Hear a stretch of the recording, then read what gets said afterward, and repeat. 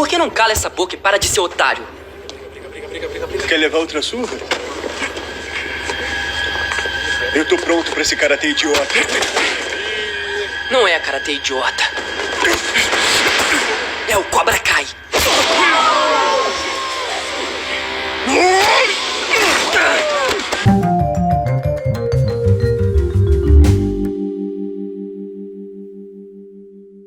Olá, torcedor amigo do futebol capixaba. Está começando mais um Temos Futebol, a sua mesa redonda favorita do futebol capixaba. Eu, Eric Alencar, dou as boas-vindas a você e também, claro, ao meu camarada de sempre, amigo de fé e bom camarada, como dizia Vanderlei Alpuim para o nosso querido Jário Peçanha, Marquinhos Curtição. Seja bem-vindo, Marquinhos. Fala, Eric, fala você que é fã do futebol capixaba, que acompanha o Temos Futebol. Rapaz, tô até agora zonzo com essa rodada. Tá doido, filho. Que rodada movimentada, bicho. Movimentada, rapaz. Rodada de gols, de virada, de surpresas, zebras. Quebra de tabu. E quebra de tabu, quebra de canela em voadora. Então... O que o Walter fez, rapaz? Vamos falar disso depois. Vamos falar disso aí. Há quem diga que foram as caipirinhas. As caipirinhas, não.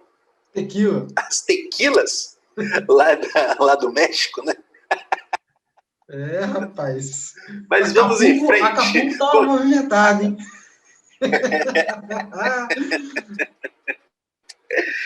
Pois é, então vamos lá. Começando agora pelo jogo entre Rio Branco Atlético Clube e Real Noroeste. A partida esta disputada na terça-feira, o único jogo isolado dessa rodada. Todos os outros confrontos aconteceram na última quarta, né? Então, o Rio Branco Atlético Clube recebeu o Real Noroeste no Kleber Andrade e perdeu, amigão. Pois é, os gols, bom, na contra, né? Diogo e Wesley anotaram para o Real Noroeste e Rafael Castro descontou para o Capa Preta. O que você me diz desse jogo, Marquinhos? Então, quem acompanhou o Twitter do Temos Futebol na terça-feira à tarde, né, viu os scouts da partida, né? Marquinhos Stats estava on, né? E também fiz alguns comentários lá no nosso Twitter, né, que falar um negócio, o jogo foi bem morno, muito abaixo do que a gente espera de Rio Branco e Real Noroeste, né? Quem viu 2019, aquele 4-3 na semifinal, né? Aquele jogo da volta 2-0, aquele jogo polêmico, né? Do carrinho de linguiça lá, o carrinho de salsicha do Real Noroeste. Mas viu dois grandes jogos naquela época. O que a gente viu no Kleber Andrade na terça-feira, né? Transmissão do Maicujo com o Robson Maia, bicho, passou muito longe daquilo, muito longe do que a gente espera. Nós temos de um lado um elenco caro, que é o do Rio Branco, e um time que sempre chega, que é o Real Noroeste. Mas apresentaram futebol muito abaixo mesmo. Mas ganhou quem teve a melhor proposta de jogo, não necessariamente quem jogou bem, né? Afinal, ninguém jogou claro, bem. Né?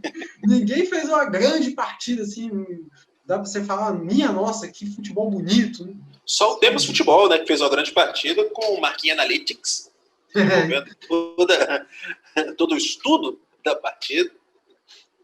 Exatamente. Então, o primeiro tempo foi bem lento, né, um ritmo muito lento, com o Rio Branco apresentando os mesmos problemas de criação, né, na transição ofensiva, às vezes as saídas de bolas erradas, que complica bastante a defesa, né? Mas tivemos também, pelo lado do Rio Branco, alguns destaques bons, que foi o Arroio, estreando na zaga como titular, né, jogo oficial. Eu achei até que ele mostrou mais segurança que o seu companheiro de zaga, que foi o Luan. E também tivemos o Marquinhos, né, no meio do campo ali, na ponta esquerda do Rio Branco, se eu não me engano, fazendo boas jogadas, inclusive o passe para o gol, né? Inclusive o passe do gol, mas vamos só recapitular o primeiro tempo, né? Primeiro tempo, o Rio Branco apresentando esses problemas de criação. As chances que o Rio Branco teve foram mais na individualidade, né? Teve um belo chute do Edu Capetinho de fora da área, né? Uma bola que sobrou ali para o Rafael Castro, que ele quase marcou, mas nada assim que posso dizer que foi uma jogada trabalhada pelo Rio Branco. Já o Real Noroeste encontrava mais espaço para criar, só que também não aproveitava, não caprichava bem. Teve pelo menos 3 faltas quase na linha de fundo, pelo lado direito, né, do lado direito de ataque, né, bolas perigosas para cruzar na área e não arrumava nada também. Né, primeiro jogo bem morno. Só que aí o início do segundo tempo deu aquela esperança que ia ter um jogo mais movimentado. Agora vai, né?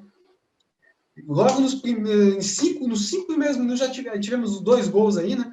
O Igor Ribeiro chutando de fora da área, a bola bateu na trave, bateu no Diogo, entrou. 1-0. O Igor Ribeiro, destaque aí do Real Noroeste, também jovem jogador, né? Fez uma boa partida. E logo na sequência tivemos aí o Marquinhos, né? Que não é o Marquinhos Curtição, não é o Marquinhos Brancão. Não é o Marquinhos Show, mas deu um show na defesa do Real Noroeste, fez um belo passe. Canetinha, né, garoto? Canetinha, cruzamento na medida para o Rafael Castro finalizar, sem chance para o goleiro Valdisson, 1-1. Rafael Castro, que pode não ter tido grandes chances, né? A bola não tem chegado muito nele, mas quando chega, o homem guarda. É perigo certo. Né? Você vê que o Rio Branco não fez grandes jogos desde que ele chegou, né? Aliás, desde antes, mas vamos pegar da época que ele chegou, não fez grandes jogos, mas ele está lá sempre anotando os seus gols. Né? Imagina quando essa bola começar a chegar para ele. O negócio vai ficar bom para o Rio Branco, mas tem que trabalhar mais. Só que daí o ritmo do jogo caiu, né? A gente esperava uma movimentação maior, o ritmo do jogo continuou meio lento, assim, mas pelo menos tivemos um jogo mais aberto em relação ao que foi o primeiro tempo. Quando chegou os acréscimos, nós tivemos a cobrança de escanteio, o Wesley tocou contra o Patrimônio, né? Cruzada ali no primeiro pau, né? Quase aquele cruzamento que é para pegar o goleiro mesmo desprevenido. Né? Às vezes alguém tentar a casquinha, acabou que quem deu a casquinha foi o Wesley, para dentro do seu próprio gol. Pois é, Marcos. Notícia boa para o Real Noroeste, né, que chegou a 16 pontos, empatando com o Vitória, o vice-líder, e já garantiu a sua permanência no G4. Né? Ou seja, dali para baixo é ele que define no mata-mata o mata-mata em casa. Enquanto isso, o Brancão está aí coladinho com a Desportiva, que venceu seu jogo e empatou no arquirrival, ou seja, as duas equipes estão com 11 pontos. Então, já que falamos da equipe Grená, vamos para o estádio Engenheiro Araripe, onde a Desportiva recebeu o Pinheiros, já rebaixado, e venceu por 2-1. Mas, mesmo Pinheiros rebaixado, foi um jogo tranquilo para a Desportiva, Marcos?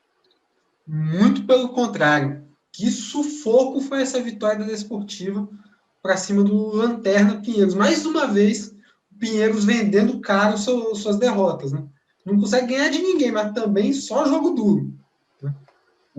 A Desportiva começou mal a partida, quer dizer, com o Pinheiros pressionando. Logo no início da partida teve uma bola na trave, uma cobrança de falta. Né? Aí a Desportiva acabou se encontrando rapidamente e conseguiu o seu primeiro gol na cobrança de pênalti. Né? O Bambu, o zagueiro, cometeu o pênalti em cima do Peixoto e o Gustavo cobrou o pênalti e fez 1-0.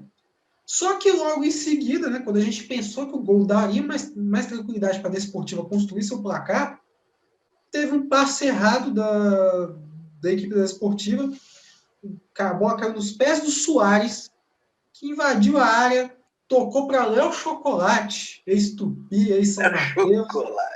Enfim, Léo Chocolate dominou, teve tempo para se posicionar para o chute, bateu e empatou a partida logo no minuto seguinte. E daí foi só drama até o final do jogo. Pro delírio da torcida Grená. Que está acostumada, né? Porque este ano tem sido de muita angústia para a galera ali do Engenheiro Araripe. A gente vê nos comentários aí na internet, só que para. Mas continue, mano. Prossiga. Enfim, o Pinheiros ainda deu uma colher de chá para a Desportiva com a expulsão do seu volante Igor, né? Fez uma falta dura no meio-campo. O Jorge Spadovani logo puxou o cartão vermelho, não quis nem saber de dar amarelo, né? E, mesmo assim, a Desportiva sofreu bastante, porque o Pinheiros aí que montou seu ferrolho. Conseguiu segurar a Desportiva no primeiro tempo, né? A Desportiva não criou grandes situações na primeira etapa. Aí, na volta do intervalo, o Rossato fez uma modificação que fiquei meio na dúvida, né? Que ele tirou o Matheus Cearense para botar mais um atacante.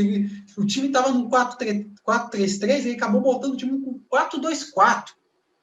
Ele foi para cima com tudo. A sorte da Desportiva é que o Pinheiros não conseguiu encaixar nenhum contragolpe, né?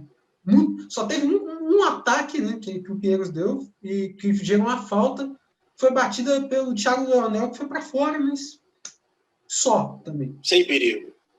A Desportiva, sejamos justos, né, criou mais, né, mostrou um pouco mais de repertório, né, até porque, né, o adversário com um a menos, né, a Desportiva pressionando do jeito que estava, era como obrigação ali provar alguma coisa, mostrar alguma coisa para o seu torcedor, né? Algumas boas jogadas, né, muitas chances perdidas, chances claríssimas do ataque da Desportiva, até que aos 44 minutos, finalmente a torcida da Desportiva pôde desafogar, né? Que o Vandinho cruzou a bola para a área e o Henrique conseguiu desviar para o gol, garantindo a vitória da Desportiva, esses 3 pontos que são importantíssimos, né? Porque livra a Desportiva de um possível rebaixamento, né? E também cola com o seu principal rival, que é o Rio Branco. Dá esperança aí de uma classificação em uma posição melhor na tabela. Vai estar aí na cola do Estrela também. Rapaz, o que a gente pode esperar é que o sufoco continua, né? Agora, principalmente porque vencer dessa forma, com tanta dificuldade, um time já rebaixado, o lanterna do campeonato, aos 44 do segundo tempo, não é realmente para a torcida comemorar além dos 3 pontos. E o trabalho do Rossato, tudo bem que é recente, poucos jogos, pode engrenar? Eu acho que a grande mudança da chegada do Rossato é com relação ao ânimo da equipe.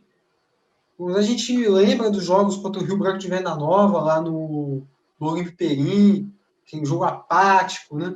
Depois aquela partida contra o Vitória no Araripe, jogo muito abaixo da Desportiva, né? A gente lembra do ânimo da equipe, principalmente nesses 2 jogos. A gente olha o ânimo da equipe hoje é bem diferente. Uma equipe mais aguerrida dentro de campo. Só que, tecnicamente, é muito pouco que a Desportiva tem produzido. Isso não dá uma esperança de uma campanha melhor. Claro que na hora do mata-mata, na hora do vamos ver, é uma outra história, mas pelo futebol apresentado tecnicamente, pouca esperança dá para ver do torcedor da Desportiva. Mudando as cores do sofrimento agora, do martírio grená para a melancolia alvianil, porque o Vitória recebeu o Estrela do Norte em seus domínios, no estádio Salvador Venâncio da Costa, e perdeu 2-1 para o time de Cachoeiro. Essa derrota que derrubou o treinador e tem instalado uma certa crise ali no Ninho da Águia. O que você me conta? Gols marcados por Rael, pelo lado do Vitória, e de William Saroa, 2 vezes, para o potente Alvinegro do Sul, que vem mostrando aí que vai dar trabalho mesmo, né? O que você me diz? Então, não tivemos gols assim, de ex-jogadores de nenhum dos 2 times, né? Mas é uma lei do ex aí por Rodrigo Fonseca, né? Pois Rodrigo Fonseca. Treinou Vitória na temporada passada, ele chegou em 2019, saiu na Série D do ano passado, e tá aí aprontando e derrubando o treinador do Vitória. Né? Deu um troco. Cláudio Roberto foi demitido do cargo, né? E já andou cavando uma vaguinha ali pelo Rio Branco. Mas continua. Enfim, e tem que se destacar que essa é a primeira vitória do Rodrigo Fonseca desde o início da pandemia. Tem essa, porque ele fez aqueles 3 jogos pelo Vitória na Série D, não venceu nenhum. Foi demitido. Depois assumiu o Sertãozinho, saiu do Sertãozinho sem nenhuma vitória, E agora sim conseguiu seu primeiro triunfo diante do seu ex-clube. Ironias do destino, né? Mas, enfim. Rapaz, depois de tanto tempo sem vencer, a gente já pode chamar o Rodrigo Fonseca de Paulo Guedes? Então, já fazia 84 anos que não ganhava um jogo, né? Mas tá aí a vitória do Rodrigo Fonseca, né? Fazendo um bom retorno com o Alvinegro. Não, o Rodrigo Fonseca venceu uma, enfim. Paulo Guedes. Ele faz um bom retorno aí ao futebol capixaba, tá fazendo, parece um bom início de trabalho pelo Estrela, né? Mas vou te falar um negócio, hein? Jogo polêmico em Bento Ferreira, hein? Polêmico, né? Muita reclamação do Vitória. Foi parar na súmula, né? Foi parar na súmula, né? Tome xingamento de gente da diretoria, né? Comissão para cima da arbitragem. O árbitro foi o Davi Lacerda, né? Quem leu a crônica do Arthur, né? Na Visão da Águia, também pôde perceber um pouco dessa bronca da torcida alvianil, né? Com relação à arbitragem, que realmente foi protagonista nesse jogo. Né? Ainda mais um jogo com 3 pênaltis, né? Sempre dá o que falar, né? O Vitória saiu na frente com o pênalti do Tony em cima do Rael, o próprio centroavante Rael, o Cruel, bateu, fez 1-0. Aí, no primeiro tempo, o Vitória continuou dominante, criou várias situações de gol, teve bola na trave, o goleiro Zuba fez grandes defesas. E ainda no primeiro tempo tivemos a expulsão do Chiquinho, por um suposto pisão em Macena, no lateral direito. O árbitro não teve dúvidas, puxou o cartão vermelho. Mesmo assim, o Vitória seguiu superior no jogo, criando várias oportunidades, até que tivemos o pênalti do Firmino em cima do G. Anderson. Né? Daí, o William Sarua, que é o principal jogador aí do Estrela, tem feito grandes partidas, tem sido o principal nome, é o artilheiro da equipe. É difícil, né? É difícil ele passar em branco. Difícil ele passar em branco e converteu novamente, empatando a partida.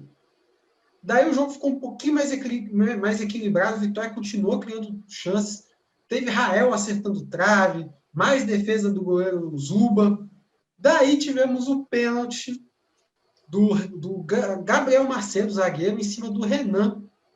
E mais uma vez o William Sarua bateu forte no ângulo superior do goleiro Paulo Henrique e virou a partida.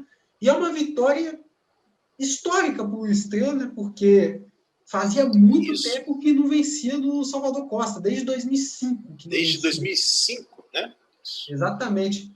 O jogo entre Vitória e Estrela na Copa Espírito Santo de 2005. Léo Dias fez o único gol do Estrela naquela ocasião. E detalhe, faz tanto tempo, né, que na época o falecido Everton Kempis atuava pelo Estrela. Né? Na temporada seguinte ele ia para o Vitória, ia ser campeão capixaba em cima do próprio Estrela. Né? Rapaz, Marquinhos History, né? O baú do Marquinhos, o baú da condição. History Channel. Pois é, Marquinhos. Então, o torcedor do Vitória tem de ficar preocupado. Então, eu não sei se a demissão do Cláudio Roberto vem uma boa hora, né? A gente está prestes a entrar no mata-mata, né? Prestes a vir esses jogos decisivos.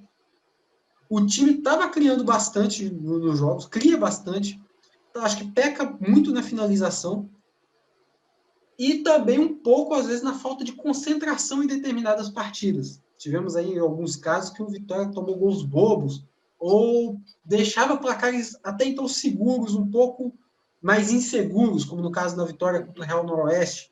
Jogo que poderia ter sido muito mais tranquilo para o Vitória, acabou tendo um pouco mais de emoção, né? Por conta dessas quedas de rendimento da equipe durante as partidas. Mas eu não sei se é para tanto também, né? Porque o Vitória vinha até então fazendo bom trabalho. Pegou uma sequência agora difícil. Né? Pegou derrota para o Rio Grande de Venda Nova. Teve esse empate aí contra o Rio Branco, do Kleber Andrade.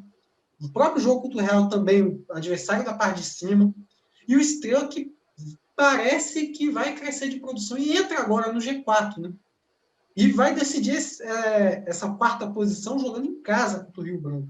Então, é um time que pode aí terminar entre os 4 primeiros e surpreender mais à frente, por que não? Né? Então, o treinador vem de uma sequência difícil, então fica até meio complicado avaliar a situação dele. Mas, enfim, foi mandado embora pela diretoria do Vitória, e agora é Rodrigo César que assume o comando. Então, vai ficar aí até o Mais final uma vez. Mais uma vez, ele já treinou o Vitória com uma oportunidade que foi no jogo contra o Operário do Mato Grosso na Série D passada. O time venceu a primeira partida da Série D na ocasião. Né? Foi, por coincidência, foi a primeira partida logo após a saída do Rodrigo Fonseca. E agora vai ter o trabalho de manter o padrão de jogo, que vem sendo muito bom. O time cria, como eu disse, cria bastante situações, é superior aos seus adversários, só está faltando converter isso em vitórias, né? Conseguir garantir os seus resultados. Pois é. Então, a situação complicou para o Avenida de Bento Ferreira, porque viu o Real Noroeste colar, né? Ambos, como já dito aqui, têm 16 pontos, enquanto o Estrela vem logo atrás. É o quarto colocado e tem 12 pontos. O Avenil chega à sua segunda partida sem vitória. Perdeu agora e empatou na rodada anterior no Clássico Viril. 2-2 no Kleber Andrade, que era um jogo que estava vencendo por 2-0 e levou o empate. Né? Claro que ele também houve outra expulsão e o empate veio após essa expulsão. Então, só como destaque também, tivemos outra expulsão no final do jogo, que foi do Léo Breno. Já estava 2-1, ele deu um carrinho muito perigoso, vermelho direto também. Enfim, o Vitória cheio de desfalques aí para o jogo da última rodada. E vamos agora dessa tristeza, dessa amargura alvinil para a alegria Canela Verde e a loucura Cobra Coral.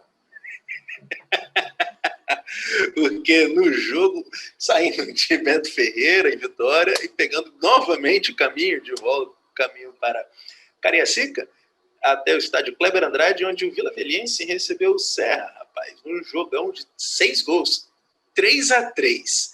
Bom, os gols foram marcados pelo Montanho, Hertal e Ramon Mexicano para o time de Vila Velha e Lucas, Arthur e Maicon para o tricolor serrano.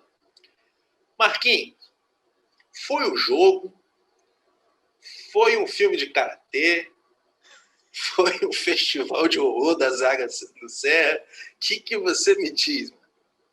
Então, primeiramente eu vou avisando que o empate não foi bom para as duas equipes, né?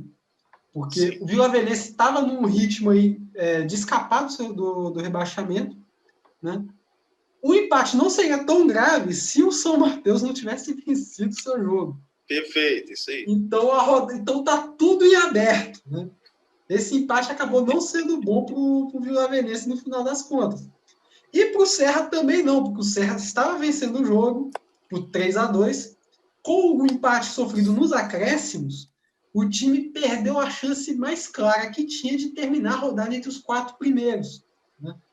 E agora vai ter que correr atrás do prejuízo na última rodada. Pode ser ainda que termine entre os 4, dependendo da combinação de resultados.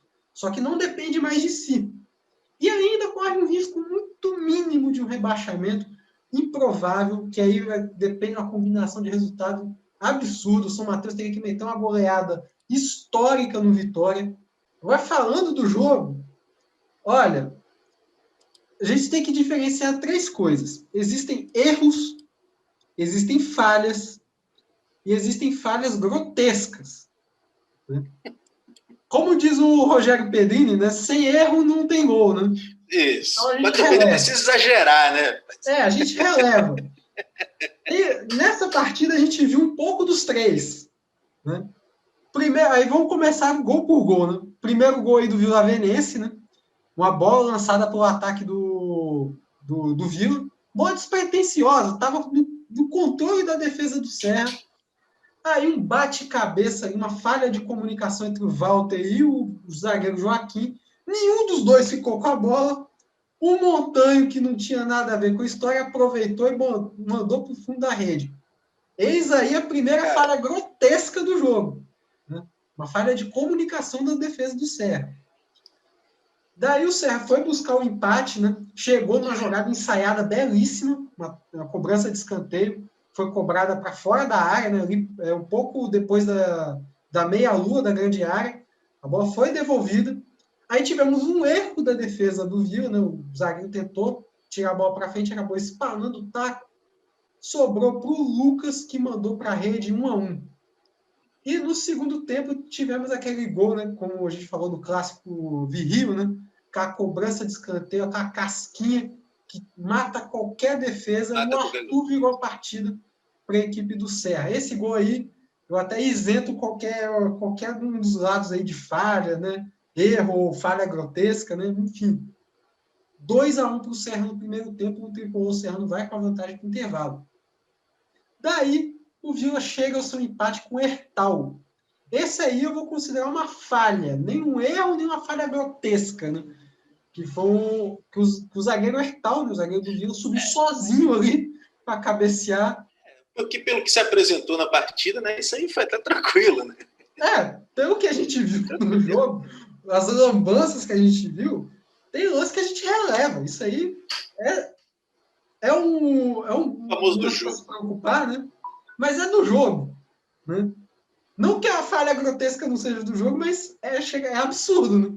Daí o Serra fez o seu terceiro gol com o Maicon, uma jogada de contra-ataque. Eu até achei que esse lance é meio duvidoso, que para mim teve uma falta na origem da jogada, mas o Serra não teve nada a ver com isso. O lance seguiu, a bola sobrou para o Maicon. A defesa do Vila Venense reclamou de impedimento, que para mim não houve. Para mim, a bola veio da defesa do Vila Venense. Dois zagueiros tentaram ali cortar, acabaram desviando essa bola para o Maicon, que limpou o zagueiro, bateu para o gol 3-2. E daí veio o lance capital do jogo logo nos acréscimos. O Ramon mexicano roubou a bola, aí cruzou a bola para trás para o Paulo Roberto, enfiou a bomba na trave. Na sequência do lance, o Madison, próximo ali da linha de fundo, faz aquela levantadinha a lá futevôlei, né? Uhum. Mandou para o meio da área. Eu não sei o que aconteceu ali no miolo de zaga do Serra, que todo mundo dormiu. Todo mundo deixou o jogador do Vila sozinho. São mais ou menos uns 2 ou 3 zagueiros, defensores do Serra, que aparecem perto dele para poder marcar, e no momento vai todo mundo em cima do Madison. Vão 3 em cima do Madison, que consegue fazer o cruzamento, deixa o cara sozinho. É aquela coisa, não adianta você ter superioridade numérica se ninguém marca ninguém. Isso aí. O atacante do Vila chegou...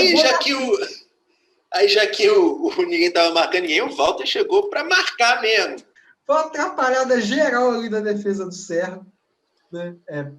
Todo mundo que foi marcar o Madison não tem por que fazer isso, né? Não teria por quê.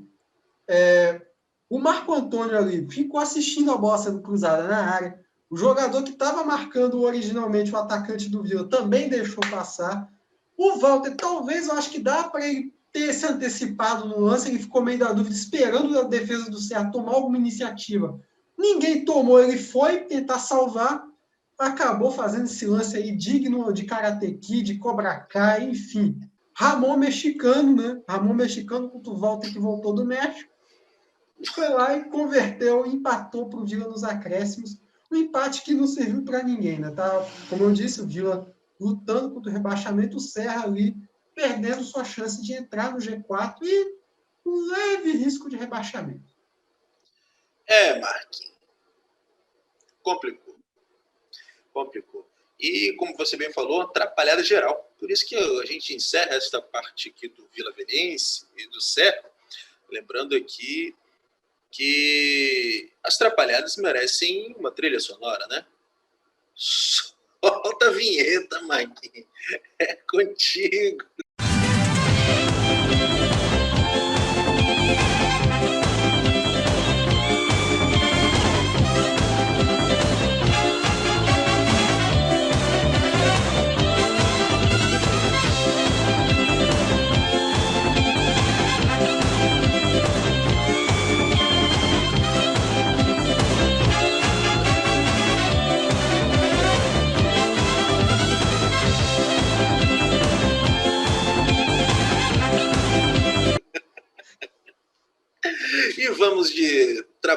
aliás, de Trapalhadas e Trapalhões, do Kleber Andrade em Cariacica, para Venda Nova do Imigrante, onde o jogo que era tido como a verdadeira mamata da rodada foi uma zebra, olha, uma zebra com toques caninos, porque o Pitbull do Norte, o São Mateus, o vice-lanterna, derrotou o Rio Branco de Venda Nova por 3-2.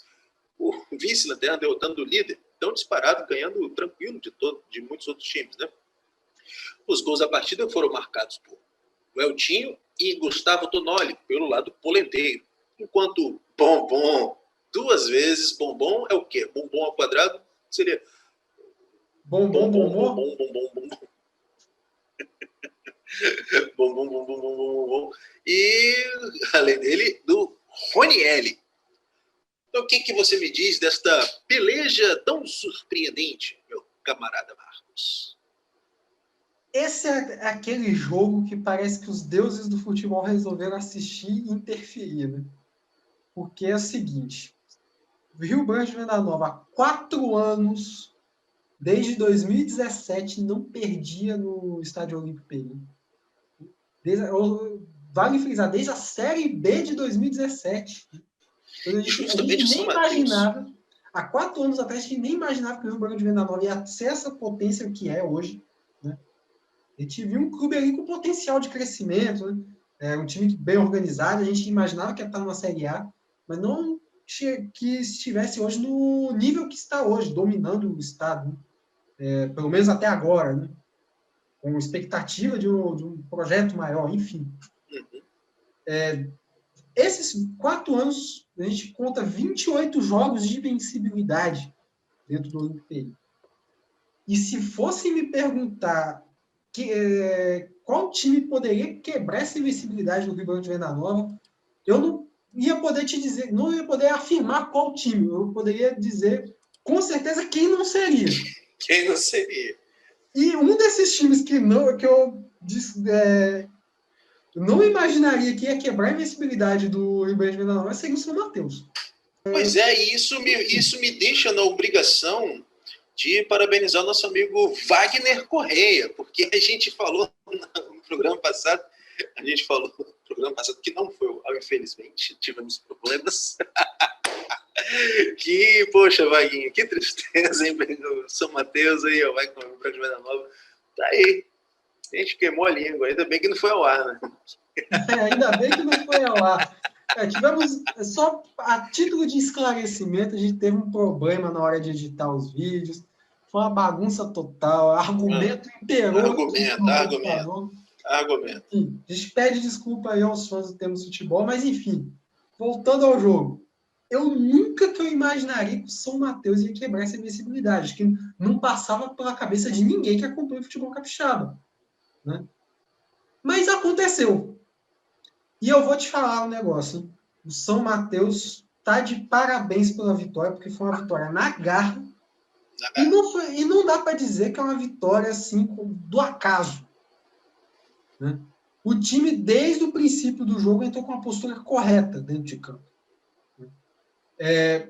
Muitos times, muita gente aí, clubes, né, dirigentes, técnicos, enfim, jogadores que já jogaram lá no Olímpico Perim, né? Principalmente adversários, né? Já tiveram aquela reclamação, que o campo não dá para jogar lá. Campo pequeno. E nenhum fez, né? Ou conseguiu fazer direito o que o São Mateus fez. O que para mim parece ser muito básico. Em um campo pequeno, você ainda mais sendo um time que é tecnicamente inferior, o time entrou fechado, explorando a velocidade, fechando as portas para o Rio Branco de Venda Nova, né? E foi isso que aconteceu. O Rio Branco de Venda Nova não fez um bom primeiro tempo, né? Até criou suas chances, porque é uma equipe superior do São Mateus, mas não foi aquela superioridade que a gente esperava, né? O São Mateus competiu de fato, aproveitando a velocidade aí do Marcos Vinícius, que é um jogador muito rápido, habilidoso, né? Os contra-ataques com ele foram muito perigosos a favor do São Mateus. E também aproveitando aí a presença de uma referência no ataque, que é o Gullit Capixaba. Né? Ele levou um belo do perigo no primeiro tempo, inclusive acertou a trave do goleiro Giovanni Perin, que estava retornando nessa partida, ele voltando com a máscara facial ali para proteger, né? Enfim. Famoso mascarado, né? Isso aí tá certinho. Pandemia. Tá, faz parte, isso aí é um jogador consciente, né? Enfim. Isso. O São Mateus levou perigo na primeira etapa, foi ameaçado, obviamente, mas competiu de igual para igual no primeiro tempo, dentro da sua proposta. Aí na segunda etapa, o time acabou sucumbindo, né? Não muito com jogadas trabalhadas. Né? O Eltinho acabou aproveitando um espaço que ele encontrou, uma brecha para finalizar muito bem, fez um golaço do Rio Branco de Venda Nova, no placar. E numa jogada de velocidade, o Arthur invadiu a área, chutou, o goleiro Richard espalmou, e na sobra o Gustavo Tonoli sozinho empurrou para dentro da rede 2-0. Daí ficou aquela coisa, né?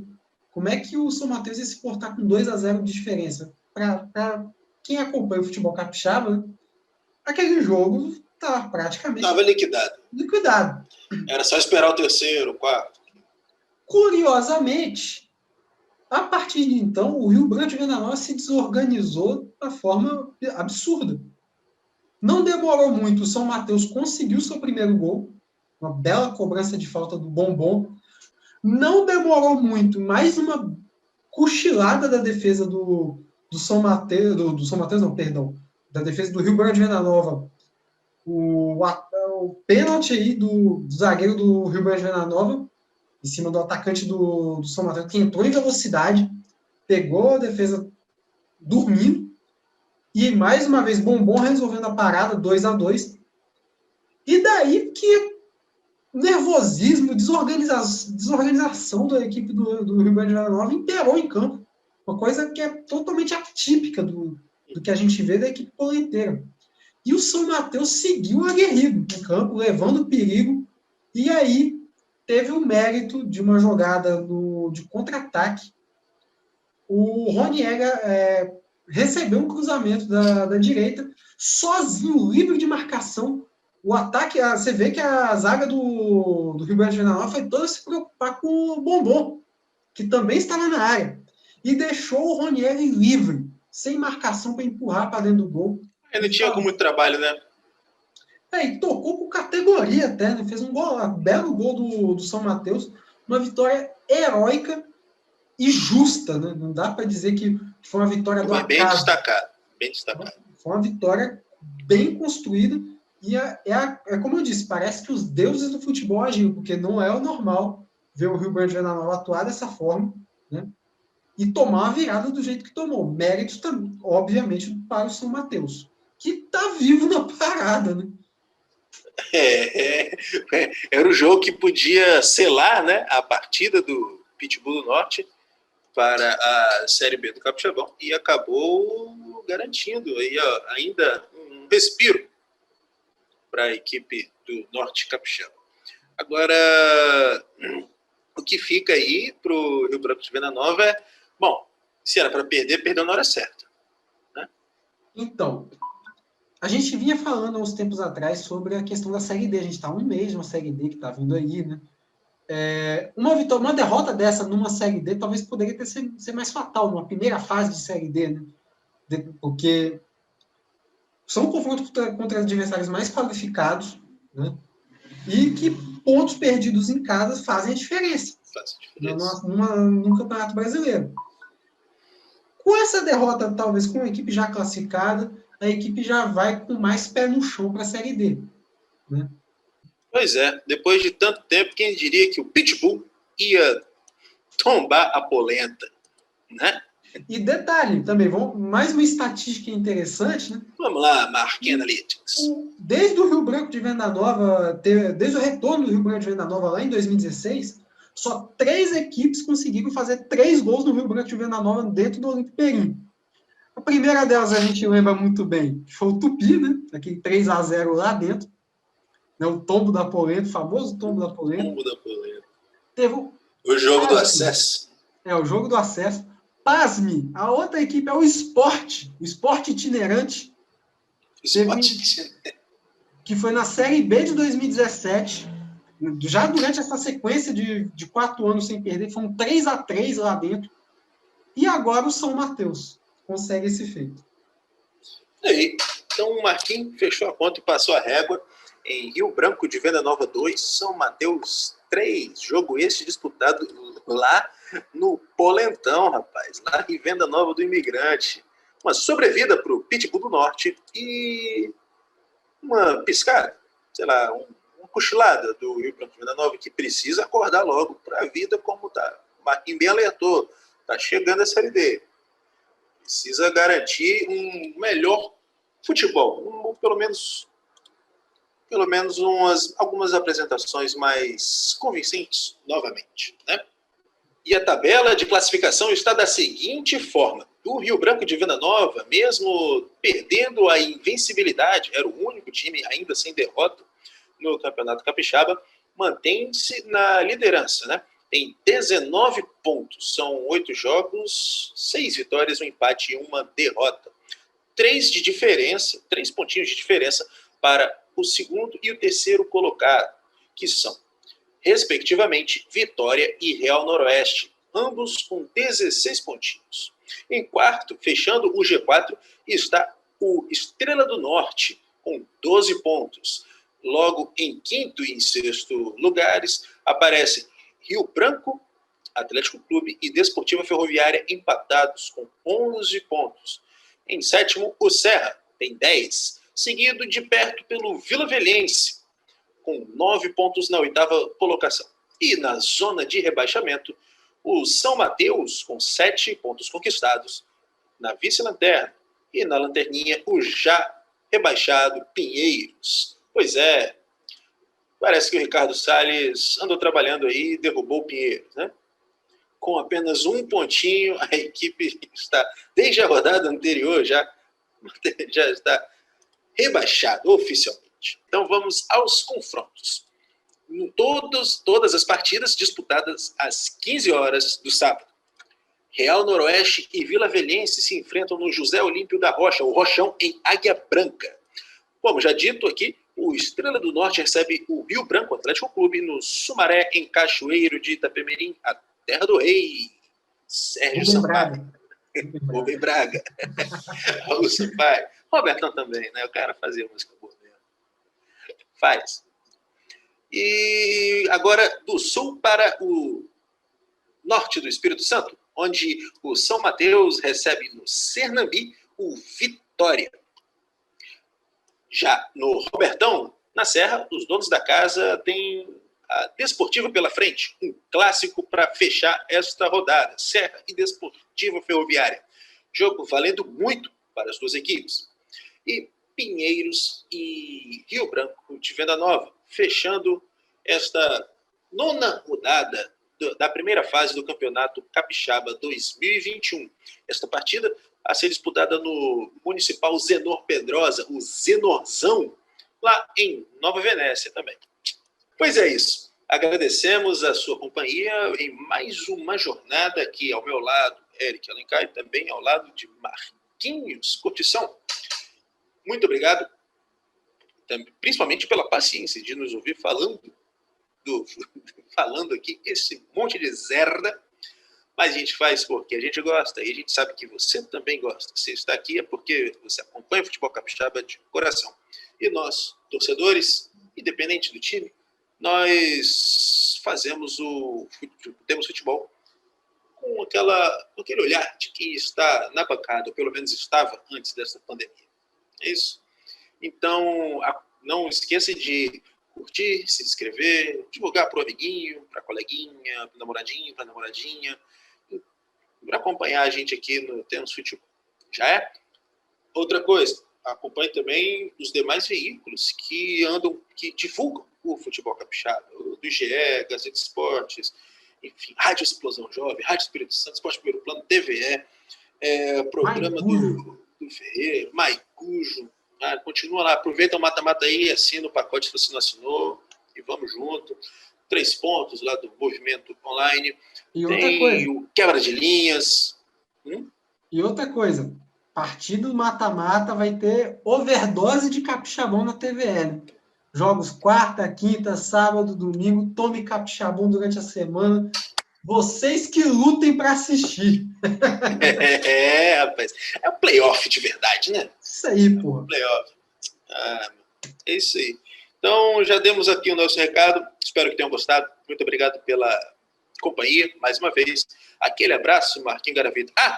Não se esqueça, além de se inscrever no nosso canal no YouTube, procura a gente no Facebook, no Instagram. Sempre Temos Futebol. No Instagram, @Temos Futebol. Facebook.com/Temos Futebol. No YouTube, sei lá, Temos Futebol. No nosso site, temosfutebol.wordpress.com, que temos nossos colunistas fixos. E também matérias. Marquinho acabou de publicar recentemente uma com o Vitinho, né? Baita da entrevista, hein?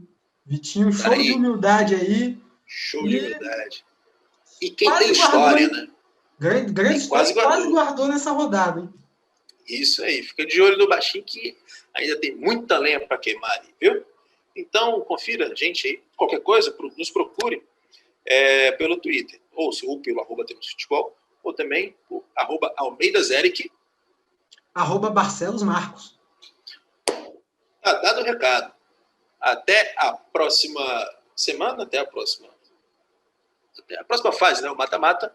Acompanhe o Capixabão neste final de semana, a última rodada da primeira fase. Fique conosco sempre. Temos futebol, muito futebol. Fique conosco aqui. Temos futebol.